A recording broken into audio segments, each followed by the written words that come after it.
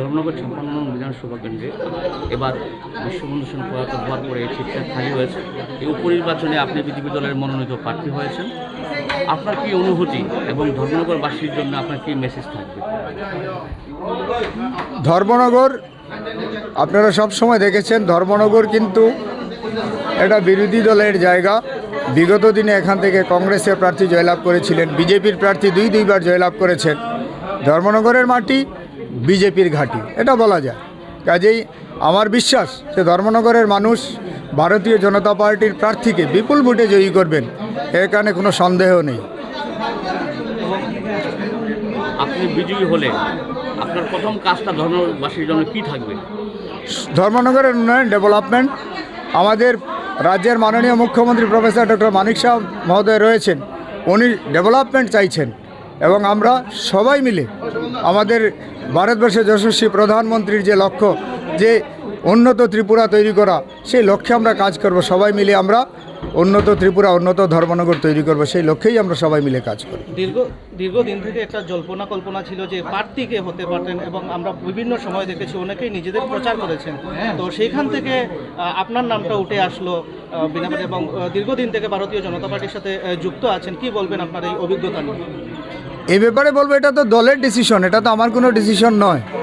এবং যে কেউ প্রার্থীর জন্য দাবি করতেই পারেন, এটা আমাদের কোনো সমস্যার কোনো বিষয় নয়।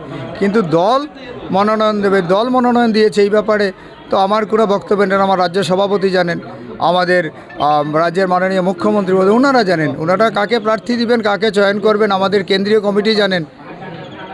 এবং জনগণের জন্য যে প্রতিশ্রুতি, সেই প্রতিশ্রুতি কি আপনি ভোট জয়লাভ করার পর প্রতিশ্রুতিটা অব্যাহত থাকবে? এটা তো আমার কোনো ব্যক্তিগত প্রতিশ্রুতি নয়, আমাদের দলীয় প্রতিশ্রুতি থাকে। দলীয় প্রতিশ্রুতি হিসাবে আমরা কাজ করব। বিগত দিনে এখানে দেখেছেন আমাদের বিধায়ক তথা মাননীয় অধ্যক্ষ মহোদয় ছিলেন, দলের নীতি নির্দেশিকা মেনে কাজ করেছেন। আগামী দিনে আমিও দলের নীতি নির্দেশিকা মেনে কাজ করব। আমি তো দলের বাইরের কেউ নয়। দল যে নির্দেশ দেবে সেই নির্দেশেই কাজ করব। দলই হচ্ছে আমাদের সবচেয়ে বড় কথা। আপনি জয়ী হওয়ার বিষয়ে আপনি কতটুকু আশাবাদী? 100% আশাবাদী। কারণ ধর্মনগরের মানুষ চাইছেন যে ভারতীয় জনতা পার্টির বিগত দিনের এমএলএ ওনার অকাল প্রয়াণে এই স্থানটা শূন্য হয়ে গেছে, সেই স্থানটা পূরণ করতে চাইছেন। এবং সবাই চাইছেন যে ভারতীয় জনতা পার্টির পদ্মফুল আবার ত্রিপুরা বিধানসভায় পৌঁছুক, সেই লক্ষ্যেই সবাই কাজ করছেন। এবং সবাই হাসি মনে বিপুল ভোটে ভারতীয় জনতা পার্টির পদ্মচিহ্নকে জয়ী করবেন বলে আমি আত্মবিশ্বাসী। বলছে যে এই 18 পর থেকে জনতার জন্য কোনো কাজ হয়নি, ধর্মনগরে ডেভেলপ হয়নি।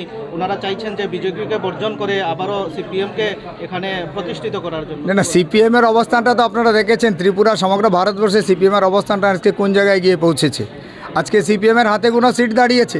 সিপিএমের জামানত জব্দ হবে বলে বিশ্বাস, জামানত জব্দ হবে। আপনারা দেখবেন, সেই দিনটা আসুক, আপনারা দেখবেন সিপিএমের জামানত জব্দ হবে।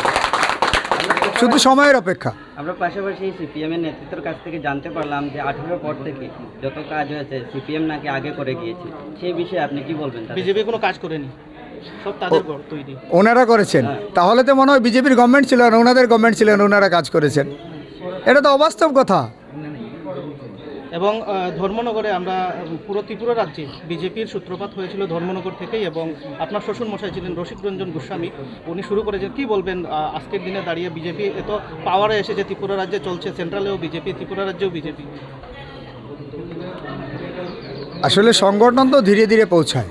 হ্যাঁ, সংগঠন ত্রিপুরা রাজ্যে ছিল, কিন্তু তার মধ্যে আমাদের উত্তর ত্রিপুরায় ভারতীয় জনতা পার্টির সংগঠন বিগত দিনে মজবুত সংগঠন ছিল, আজকের দিনে মজবুত সংগঠন আছে এবং আগামী দিনেও থাকবে বলে আমার বিশ্বাস।